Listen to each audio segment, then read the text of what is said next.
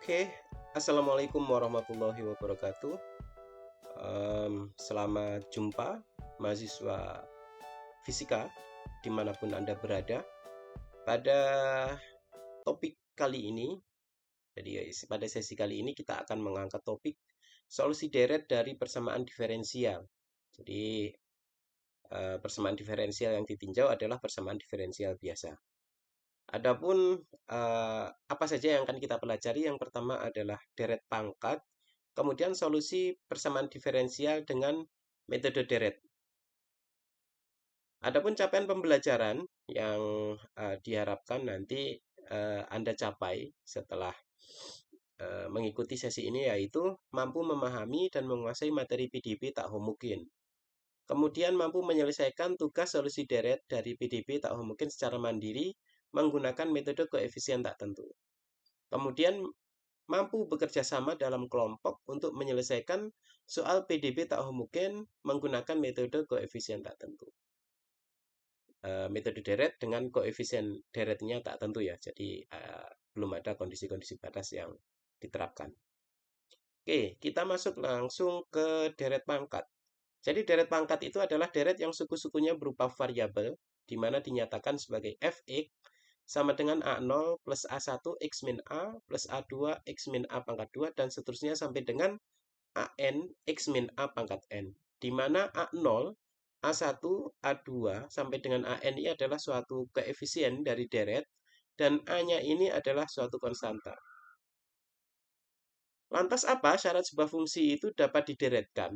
Nah, jadi fungsi itu dapat dideretkan jika fungsi tadi itu dapat diturunkan sampai tingkat ke n atau orde ke n. Contoh fungsi yang dapat dideretkan ini adalah yang pertama fungsi sinusoidal. Itu kita tahu, misalkan fx sama dengan sin x, maka turunan pertamanya cos x, turunan keduanya min sin x, turunan selanjutnya adalah min cos x, dan seterusnya sampai dengan turunan ke n dari fungsi sin x ini tadi. Selanjutnya fungsi apa lagi yang eh, paling familiar buat kita yaitu fungsi eksponensial. Yaitu misalkan fx sama dengan e pangkat x, f aksen x sama dengan f double aksen x sama dengan dan seterusnya. Ini sama dengan e pangkat x.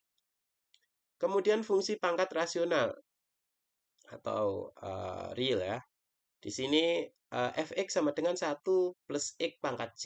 Maka f aksen x sama dengan 1 c dikali 1 plus x pangkat c pangkat min 1. Kemudian f double aksen x turunan keduanya c dikali c min 1, 1 plus x pangkat c min 2. Di mana c-nya ini bilangan rasional atau bilangan real.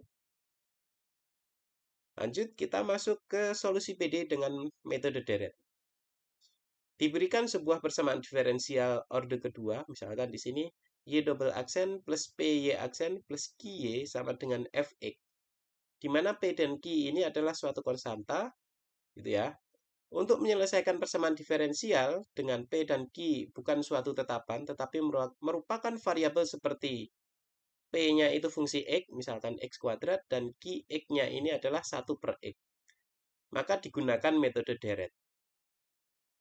Prosedurnya bagaimana? Pertama, tentukan koefisien deret, yaitu A0, A1, A2. Selanjutnya, substitusikan nilai koefisien deret ke dalam deret bakunya.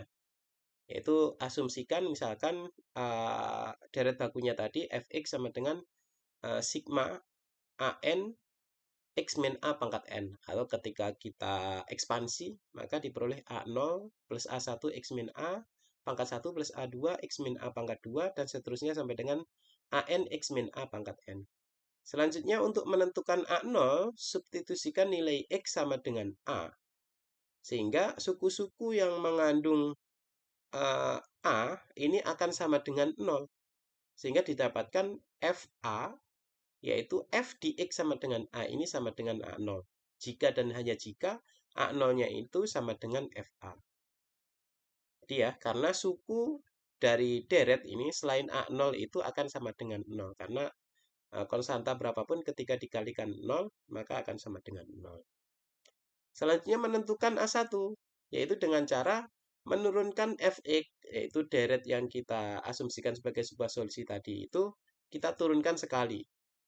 Itu didapatkan A1 plus 2A2 X min A plus 3A3 X min A pangkat 2 plus 4A4 X min A pangkat 3 dan seterusnya sampai dengan N AN X min A pangkat N min 1.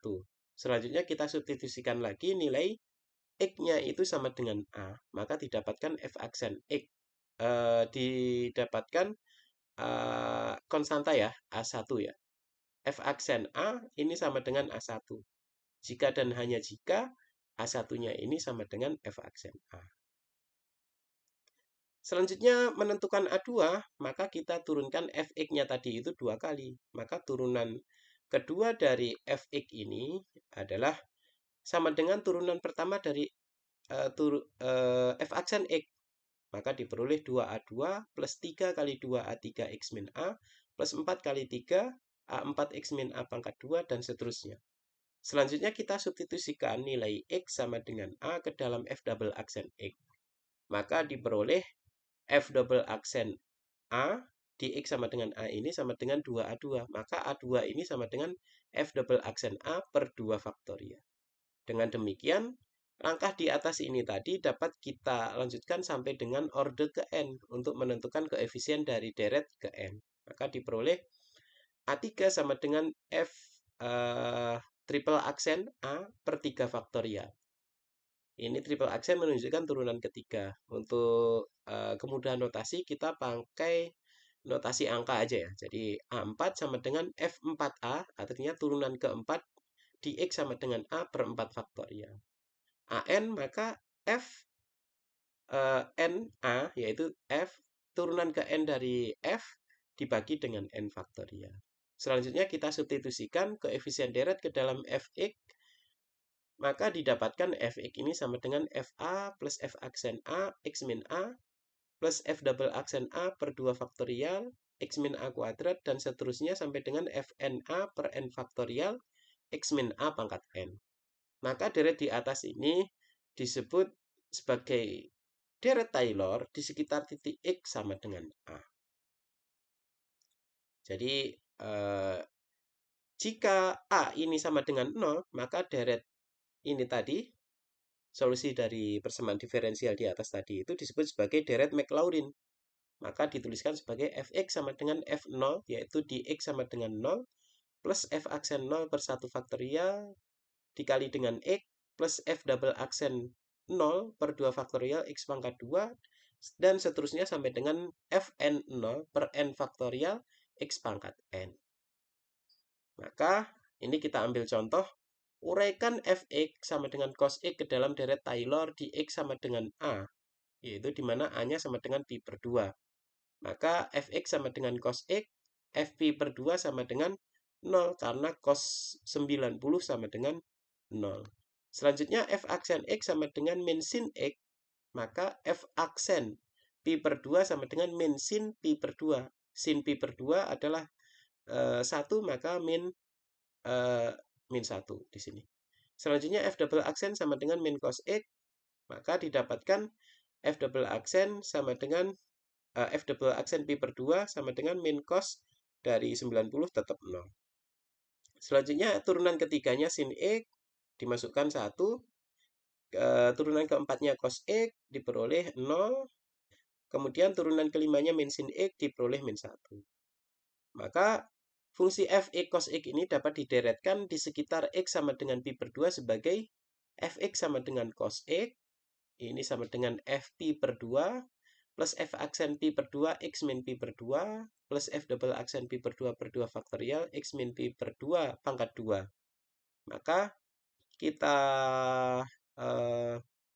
ambil dari nilai di atas tadi, Fp per 2-nya ini sama dengan 0, kemudian F aksen pi per 2 ini diperoleh min 1, diperoleh min 1, X min pi per 2 plus 0, plus sepertiga faktorial X min pi per 2 pangkat 3, min 1/5 X min pi per 2 pangkat 5 dan seterusnya. Maka cos X ketika dideretkan di dalam deret Taylor tadi diperoleh cos X sama dengan min X min pi per 2 plus X min pi per 2 pangkat 3 per 3 faktorial min X min pi per 2 pangkat 5 per 5 faktorial dan seterusnya.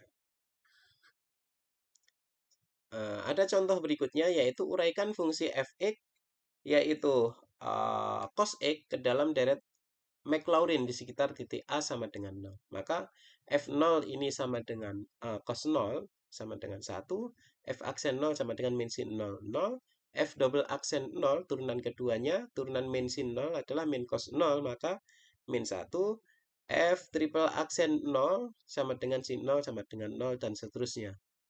Dengan melanjutkan sebagaimana cara di atas tadi, dengan mensubstitusikan, menderetkan ya fungsi f(x) di sekitar titik x sama dengan 0 dapat dituliskan sebagai f(x) sama dengan cos x sama dengan f0 f aksen 0 per 1 faktorial x plus f double aksen 0 per 2 faktorial x pangkat 2 f triple aksen 0 per 3 faktorial x pangkat 3. Maka cos x ini kita peroleh sebagai 1 min 1 per 2 faktorial x kuadrat plus 1/4 faktorial x pangkat 4 min 1/6 faktorial x pangkat 6. Ini fx ketika dideretkan di sekitar titik x sama dengan 0. Ini ada beberapa contoh deret Maclaurin yang bisa Anda buat latihan nanti ya. Silahkan dibuktikan di rumah secara berkelompok ya, kalau ini ya, secara berkelompok. Bagaimana cara menderetkan fungsi sin x ini di sekitar titik x sama dengan 0, kira-kira begitu. Mulai dari sin x, cos x, e pangkat x, ln 1 plus x, 1 plus x pangkat p. Selanjutnya, bagaimana kita menyelesaikan persamaan diferensial menggunakan deret, yaitu suatu PDE itu dapat diselesaikan dengan menggunakan metode separasi variabel, yaitu dengan memisahkan variabel y dan x, kemudian kita integralkan. Misalkan dy per dx sama dengan 2xy, y-nya kita pindah ruas, maka dy per y sama dengan 2x dx. Kemudian integralkan ln y sama dengan integral dari 2x dx sama dengan x kuadrat plus c1, maka y sama dengan AE pangkat x kuadrat. Ini untuk metode analitik biasa ya. Selanjutnya, solusi dengan deret pangkat, yaitu di mana y-nya merupakan deret pangkat yang berbentuk asumsinya y sama dengan A0 plus A1x plus A2x pangkat 2 sampai dengan seterusnya AN x pangkat n. Kita cari turunan pertama tadi dari y, maka diperoleh y aksen x sama dengan A1, 2A2x plus 3A3 x pangkat 2, dan seterusnya. Selanjutnya kita substitusikan y aksen ke dalam persamaan diferensial awal. Maka y aksen, karena di sini kita punya y aksen sama dengan 2xy, maka y aksennya ini kita taruh di ruas kiri, 2 dikali x dikali dengan y deret kita ini tadi. Maka 2 dikali x dikali A0. Jadi setiap suku dari deret ini dikalikan dengan 2x, maka diperoleh suku ruas kanan. Selanjutnya,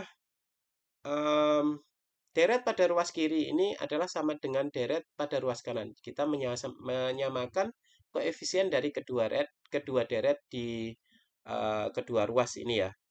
Selanjutnya, A1 sama dengan 0, 2A2 diperoleh A2 sama dengan A0, A3 sama dengan 0, 4A4 ini sama dengan A4 sama dengan A0 per 2, A5 sama dengan 0, A2N sama dengan A0 per N faktorial. Selanjutnya kita substitusikan koefisien-koefisien dari deret ke dalam fungsi yx sebagai berikut. Maka y sama dengan A0 plus A1x plus A2x pangkat 2 plus A3x pangkat 3 plus A4x pangkat 4, dan seterusnya.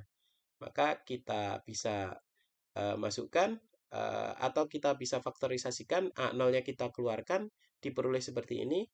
Kemudian kita tuliskan dalam notasi yang lebih ringkas, yaitu A0 sama y sama dengan A0 sigma n dari 0 tak hingga x pangkat 2n per n faktorial.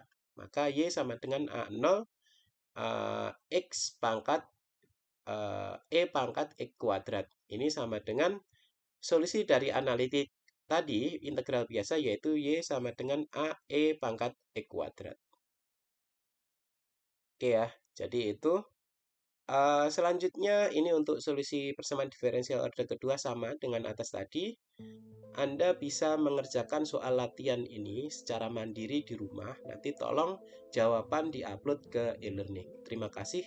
Sekian dari saya. Wassalamualaikum warahmatullahi wabarakatuh.